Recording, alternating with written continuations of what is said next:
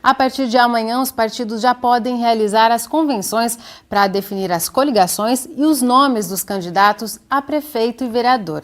Para saber como as forças políticas de Bauru estão se organizando para as eleições, a gente conversa com o jornalista que cobre política para o Jornal da Cidade, o Vinícius Lousada. Vinícius, muito obrigada, é um prazer tê-lo aqui no Nesp Notícias. Obrigado, Larissa, boa noite, eu agradeço o convite. Boa noite.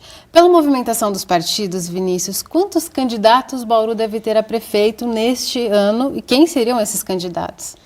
Olha, Larissa, o prazo para as convenções termina no dia 5 de agosto. Está muito perto, mas mesmo assim a gente vê um quadro que ainda não está completamente definido, né? Há uma semana a gente diria que eram 7 os pré-candidatos.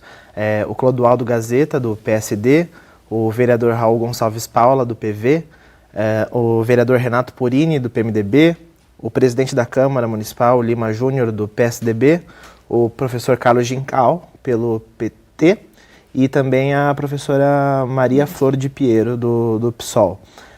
Na última semana, no entanto, o PT retirou já a pré-candidatura do Gincal e há um forte movimento de que o PSDB também abra mão da candidatura própria e que o Lima Júnior possa figurar como vice do Raul, numa configuração 5 candidatos. 5 pré-candidatos até agora, mas ainda não foi oficializada, né? Exatamente. Essa união dos dois partidos. Nenhuma delas ainda foi oficializada. Como que você tem acompanhado essas coligações, Vinícius? Você que acompanha os bastidores da política na cidade. A gente tem, por exemplo, o PSDB, de Clodoaldo Gazeta, recebendo o apoio do DEM, que tradicionalmente se coliga ao PSDB, não é? E tem também, como você já adiantou, o PV e o PSDB juntos. Essas coligações, essas que estão sendo anunciadas, né? Elas têm alguma afinidade ideológica ou elas são mais movidas pelas circunstâncias para se elegerem esses candidatos?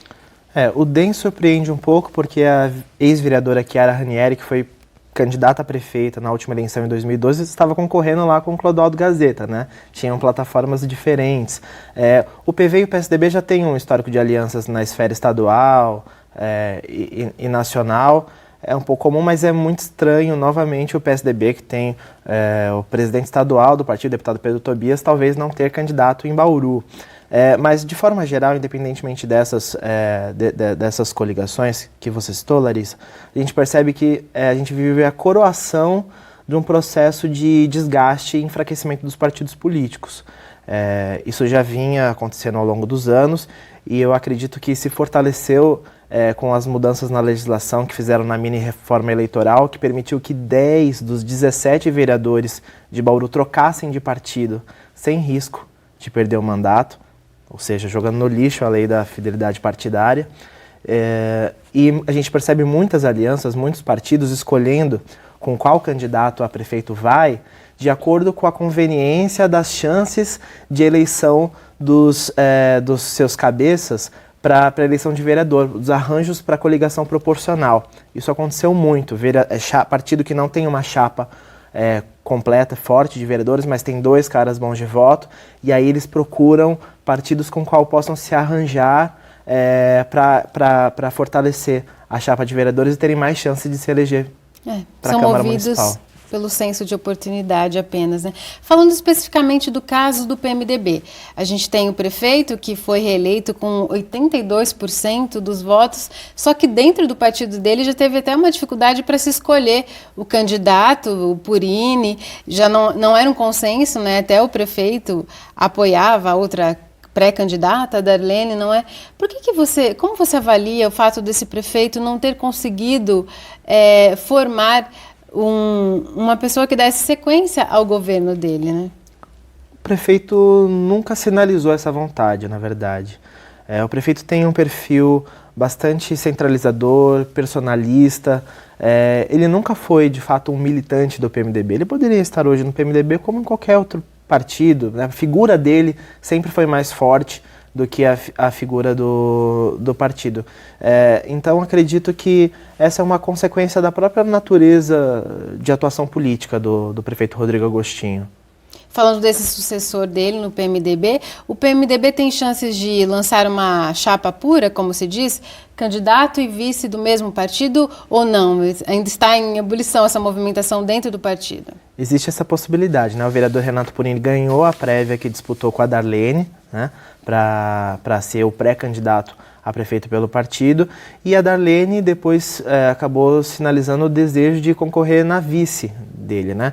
Pessoas que estão ali aliadas, próximas ao Renato, entendem que pode ser um nome que reforce a sua futura candidatura, porque ela foi secretária do Bem-Estar Social por 8 anos, desenvolveu um trabalho que tem resultados para mostrar, né? Então ela tem um diálogo com os bairros da cidade bastante forte, então alguns grupos entendem que seja um caminho.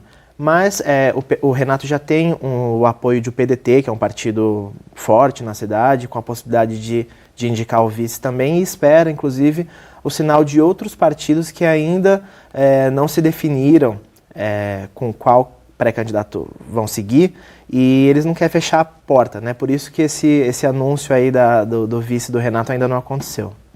Para a gente concluir, queria que você analisasse também a situação do PT aqui na cidade. A gente tem a vice-prefeita Estela Almagro, que é do PT, mas ela rompeu, né, com o prefeito.